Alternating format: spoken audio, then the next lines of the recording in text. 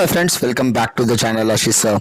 आज के इस वीडियो में हम बात करने वाले हैं मुंबई यूनिवर्सिटी की ऑनलाइन फॉर्म फिलिंग किस तरीके से करनी है। अगर आप 12th स्टैंडर्ड के बाद किसी भी रेगुलर कॉलेज के थ्रू एडमिशन्स लेना चाहते हैं तो आपको मुंबई यूनिवर्सिटी की ऑफिशियल वेबसाइट पर जाकर सबसे पहले प्री रजिस्ट्रेशन फॉर्म फिलअप करना पड़ेगा।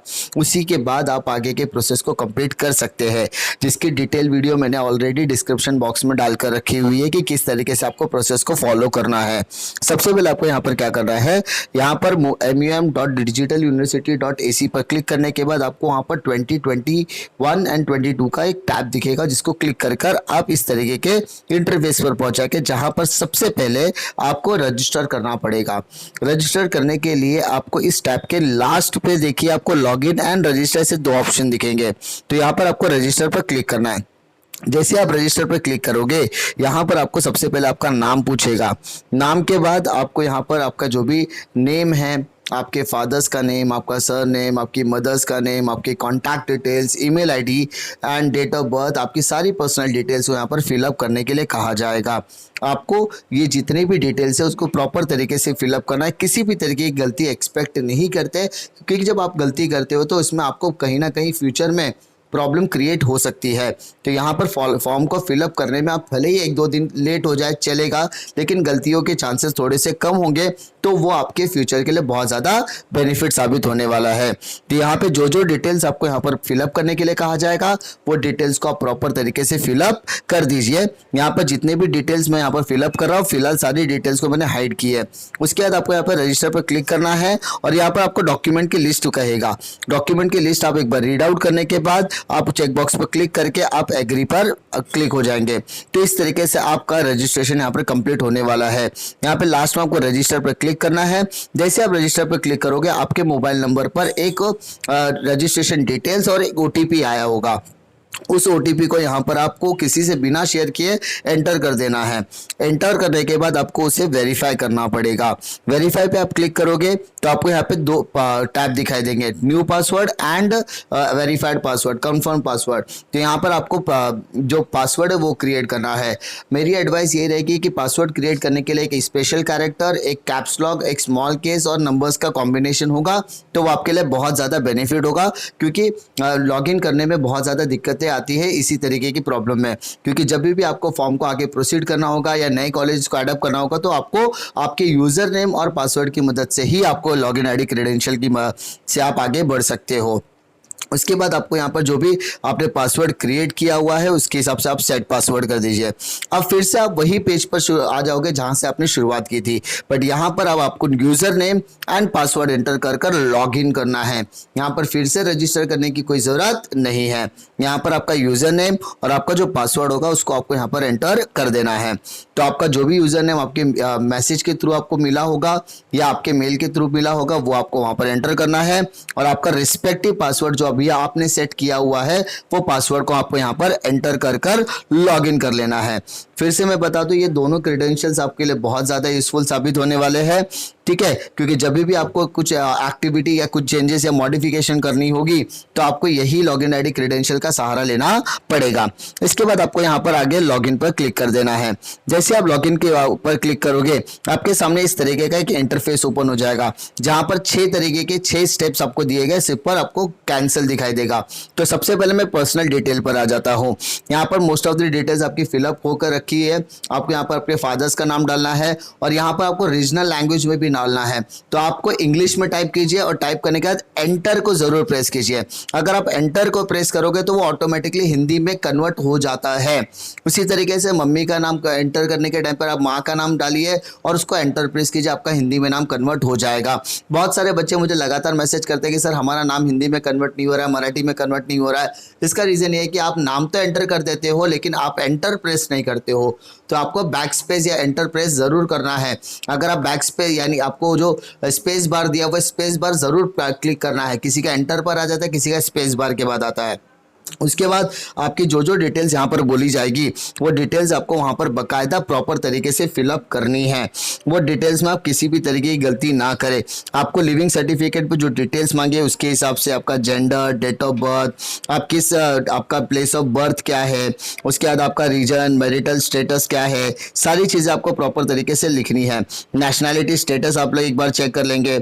उसके बाद आपका आधार नंबर, तो आपका जो भी आधार कार्ड का नंबर होगा वो भी आपको वहाँ पर प्रॉपर तरीके से एंटर करना है। आप वोटर आईडी आपके पास है, नहीं है तो नो पे क्लिक कीजिए, है तो आप एंटर कीजिए। यस करोगे तो ऑब्वियसली आपको वोटर आईडी नंबर एंटर करना पड़ेगा। उसके बाद आपको यहाँ पर आपका पासपोर्ट का डिटेल्स अगर आपके पास है तो वो एंटर कीजिए, अदरवाइज कोई इसमें दिक्कतें आने वाली नहीं है।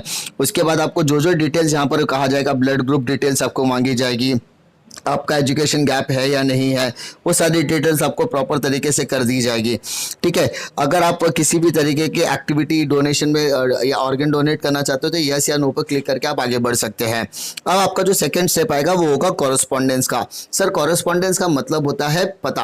आपको यहाँ पर आपका जो एड्रेस प्रूफ यहाँ पर डालना पड़ेगा, एड्रेस की डिटेल्स आपको डालनी पड़ेगी। और यहाँ पर एड्रेस डिटेल डालने के लिए आपको सबसे पहले रूल नंबर या फ्लैट नंबर आपको यहाँ पर डालना पड़ेगा। उसके बाद आपका बिल्डिंग का नाम, एरिया, सारी चीज़ें आपको वहाँ पर प्रॉपर तरीके से एंटर करना पड़ेगा।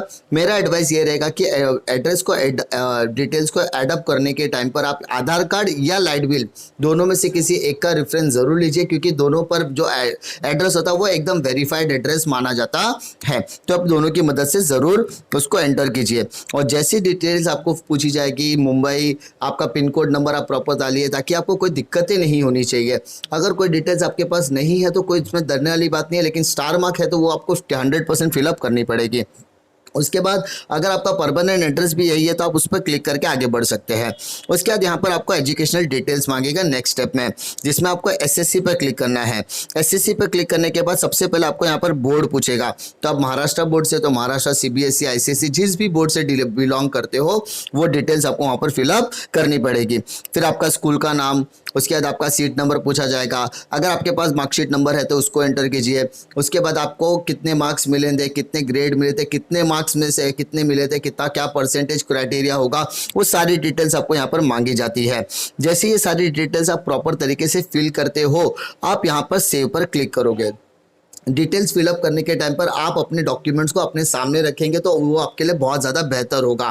ठीक है, जैसे आप 10th की मार्कशीट बोलेंगे या 10th का सर्टिफिकेट बोलेंगे तो वो सारी डिटेल्स आपको फिलअप करने में कोई दिक्कतें आने वाली नहीं है। उसके बाद आपका नेक्स्ट डिटेल आएगा एचएससी डिटेल का। अगर आपका एसएससी डिटेल प्रॉपर तरीके से फिलअप हो जाता है तो उसके बाद आपको एचएससी यानी 12th की डिटेल्स को आपको करना है। तो सेव पर क्लिक करके आप 12th की डिटेल्स की तरफ बढ़ सकते हैं। यहाँ पर एचएससी के आगे ऐड पर क्लिक कीजिए, फिर आपको डिटेल्स भरनी है। सेम चीज़ है यहाँ पर ही फॉलो करना है। 12th स्टैंडर्ड आपको ने कौन से बोर्ड से किया था, कॉलेज का नाम क्या था, किस स्ट्रीम से किया था, arts, commerce, science, MCBC, vocational courses, diploma किया था या नहीं किया था, वो सारी डिटेल्स आपको पूछेगा। और आपके पास वही सेम चीज़ मार्कशीट का डिटेल्स वगैरह, यहाँ पे जो चीज़ें आपके स्टार मार्क नहीं है उसको नहीं भी फिलअप किया, कोई इशू आने वाली नहीं है। आपको नंबर्स वहाँ पर प्रॉपर डालने हैं, आपको कितने में से कितने मार्क्स मिले वो सारी डिटेल्स आपको बाकायदा प्रॉपर रखनी है। नंबर ऑफ अटेम्प्ट क्या था, डेट, आपका रिजल्ट का डेट क्या था, वो सारी चीज़ें आपको मार्कशीट के थ्रू मिल जाने वाली है। तो फिलहाल हमारा जो 12th का रिजल्ट है वो अगस्त मंथ में आया था, तो अगस्त 2021 विल बी द क्राइटेरिया। वो ठीक है, वो सारी डिटेल्स आपको फिलअप करने के बाद यहाँ पर आपका परसेंटेज हो गया, सारी चीज़ें आपको वहाँ पर एंटर करनी है और लास्ट में आपको सेव पर क्लिक करनी है। फिर से मैं कह दूँ कि अगर आप डिटेल्स फिलअप करते हो तो आपके सामने वो प्रूफ ऑफ एड्रेस या प्रूफ ऑफ आपका सर्टिफिकेट होना चाहिए, प्रिंट आउट कॉपी आपके पास होगी तो ही आपको ज़्यादा बेनिफिट मिलने वाला है। ठीक है, वो सारी डिटेल्स आप प्रॉपर तरीके से लिखिए, क्योंकि मैंने बहुत इतने सारों से फॉर्म फिलिंग प्रोसेस में मैं इन्वॉल्व हूँ, मुझे पता है कि बच्चे गलतियाँ करते हैं, तो बच्चे गलती ना करें इसीलिए हम लोग बार बार आपको गाइड करने की कोशिश करते हैं। उसके बाद जैसे आपकी डिटेल्स फिलअप हो जाती है आप इस डिटेल को क्या करेंगे, सेव कर देंगे। ठीक है, सारी डिटेल्स प्रॉपर वेरीफाई होने के बाद ही आप उसको सेव कीजिए। एक बार आपने सेव कर दिया तो उसके बाद आपको डायरेक्टली यहाँ पर प्रोसीड पर क्लिक करना है। जैसे आप प्रोसीड के ऊपर क्लिक करोगे तो आप अपने नेक्स्ट स्टेप की तरफ बढ़ जाने वाले हो। ठीक है, एजुकेशनल डिटेल्स हो गए, फिर आपको यहाँ पे प्रोसीड पर क्लिक करना है, क्योंकि आप डायरेक्टली डिग्री में एडमिशन ले रहे हो तो यहाँ पे बाकी सर्टिफिकेट वगैरह पे फिलअप करने की जरूरत नहीं है। अब आपको यहाँ पे रिजर्वेशन डिटेल्स मांगा जाएगा। तो फिलहाल आपका रिजर्वेशन डिटेल अगर को है तो आप लिखिए, कोई कास्ट सर्टिफिकेट है, ओबीसी है, ईबीसी है, जिस भी कैटेगरी से आप बिलोंग करते हैं, स्पेशल कैटेगरी से है तो आप उसको मेंशन कीजिए। अदरवाइज मैं तो जनरल कैटेगरी से आगे की तरफ बढ़ रहा हूँ। अगर आप इकोनॉमी वीकर सेक्शन से बिलोंग करते हो तो आप उसके हिसाब से अपने क्राइटेरिया को फिलअप कीजिए। हैंडीकैप है नहीं है उसके हिसाब से आप अपनी फिलअप कीजिए। ठीक है, आपके फैमिली का ऑक्यूपेशन स्टेटस क्या है, पापा क्या करते हैं, सैलरी क्या है, सैलरी मिलती है, सर्विस है, लेबरर है, किसान है, कि किस तरीके का आपका सर्विस सेक्टर है उस तरीके से दीजिए। और एनुअल इनकम को आपको पुट ऑन करना पड़ेगा। ठीक है, उसके बाद आपको यहाँ पर आपको सेव एंड प्रोसीड पर क्लिक करना है। जैसे आप सेव एंड प्रोसीड पर क्लिक करोगे तो आपकी जो डिटेल्स आपने फिलअप की है ना, वो सारी डिटेल्स आपकी यहाँ पर फिलअप हो जाने वाली है और ये डिटेल्स आपको आगे के स्टेप की तरफ लेकर जाने वाली है। तो ये सारी डिटेल्स फिलअप करने के बाद आप अपने नेक्स्ट स्टेप की तरफ बढ़ जाने वाले हो। जैसे आप नेक्स्ट स्टेप की तरफ जाओगे तो यहाँ पर आपको फोटो आईडी और आपका सिग्नेचर मांगेगा। तो मैंने यहाँ पर ऑलरेडी अपने डेस्कटॉप पर सेव करके रखा हुआ है फोटो आईडी। यहाँ पे ब्राउज पर आपको सबसे पहले क्लिक करना है। मेरा एडवाइस ये रहेगा कि आप फोटो को प्रॉपर तरीके से क्लिक कीजिए, प्रॉपर लाइटिंग में क्लिक कीजिए, क्योंकि कभी कभी किसी का फेस डिटेक्ट नहीं कर पाता है due to not proper lighting. तो उस सारी चीज़ों का आप ध्यान रखिए और उसका जो भी एस्पेक्ट है वो कम से कम रखिए। मेरा एडवाइस ये रहेगा कि फोटो खींचने के बाद किसी भी व्हाट्सएप के किसी फ्रेंड को आप शेयर कर दी तो उसका जो साइज़ है वो कम हो जाता है। उसके बाद आप अपने फ़ोन के थ्रू या डेस्कटॉप के थ्रू भर सकते हैं। यहाँ पर देखिए क्रॉप का एक बार आएगा, वो क्रॉप से आपको क्रॉप करके पूरा एंड तक लेके जाना है और अपलोड करने से पहले क्रॉप पर क्लिक कीजिए। जैसे आप क्रॉप पर क्लिक करोगे तब जाके वो अपलोड होने वाला है। तो क्रॉप पर क्लिक करने के बाद उसको अपलोड पर आप क्लिक कीजिए तो वो ऑटोमेटिकली फैच कर लेगा डेटा। उसके बाद सेम तरीके का प्रोसेस आपको सिग्नेचर के लिए भी करना है, बट इस बार आपको सिग्नेचर पर क्लिक करके ब्राउज करना है। ब्राउज करके आपको जो भी सिग्नेचर होगा उसको आपको पहले क्रॉप करना है। यहाँ पे जो भी फोटोज़ होगी उसको पहले क्रॉप करना ज़रूरी है। क्रॉप कीजिए, क्रॉप करके एडजस्ट कीजिए। एडजस्ट करने के बाद उस डेटास को आपको क्या करना है, अपलोड कर देना है। अपलोड करने के बाद देखिए आपको राइट हैंड साइड पर दोनों आपकी फोटोज और सिग्नेचर दोनों दिखा देगा। प्रोसीड पे क्लिक कीजिए, फिर आपकी कॉन्टैक्ट डिटेल्स, आपको जो कॉन्टैक्ट डिटेल्स आपने भरी है उस पर व्हाट्सएप नंबर एक्टिवेट है या नहीं वो स्टेटस भी आपको वहाँ पर मांगा जाएगा। तो वो सारी चीज़ें आपको वहाँ पर फिलअप कर देनी है और जैसे आपके एडिशनल नंबर है नहीं है, बैकअप नंबर है नहीं है, वो सारी डिटेल्स आपको फिलअप करनी है और आपको सेव एंड प्रोसीड पर क्लिक करना है। इस बार जब सेव एंड प्रोसीड पर क्लिक करोगे तो आपने जो 6 प्रोसेस की डेटाज ऑलरेडी फिडअप किए वो सारी डेटाज आपके प्रॉपर तरीके से क्या होगा, ये फिल्ड हो चुकी है। सारे डेटाज आपके सेव हो चुके हैं। अब ये डेटाज को आपको यहाँ पर क्रॉस वेरीफाई करना है। देखिए राइट हैंड साइड में आपको अप्लाई ऑनलाइन पर क्लिक करना है। तो जैसे आप अप्लाई ऑनलाइन पर क्लिक करोगे तो आपको पहले बोलेगा कि आपके जो 5 प्रोसेस आपने फिलअप किए ना वो पहले आप चेक कर लीजिए, क्योंकि अगर आपने इसको कंफर्म कर दिया प्रोफाइल को तो इसके बाद आप किसी भी तरीके का बोलते हैं ना मॉडिफिकेशन नहीं कर सकते, एडिट नहीं कर सकते। तो आगे बढ़ने से पहले ये सारे प्रोसेस को आपको चेक जरूर करना है। वन बाय वन आपको लेफ्ट हैंड साइड में चेक बॉक्स दिख रहा होगा, पर्सनल का, एजुकेशन का, कॉन्टैक्ट का, एड्रेस का, सबको एक एक करके चेक कीजिए। डिटेल्स को चेक करने के बाद जब आप सेटिस्फाइड हो अपने डिटेल से, कोई भी मॉडिफिकेशन की जरूरत नहीं है, तब ही जाके आप चेक बॉक्स पर क्लिक कीजिए, कंफर्म करके फिर आगे प्रोसीड कीजिए। ये डिटेल्स अब 100% आपकी सेव हो चुकी है, इसमें अब किसी भी तरीके का मॉडिफिकेशन के चांसेस नहीं है। आगे की तरफ बढ़ेंगे तो यहाँ पर अभी आपको पूछा जाएगा किस कोर्स के लिए आप एनरोल करना चाहते हो, BA, BCom, BA, BAF, BMS, BFM, BSc IT या अलग जो भी कोर्सेस है आपको उसको देखना होगा। और यहाँ पे जो कॉलेजेस है वो ऑटोनोमस है, एडेड कॉलेज है, प्राइवेट कॉलेज है, उसकी कैटेगरीज भी अवेलेबल है।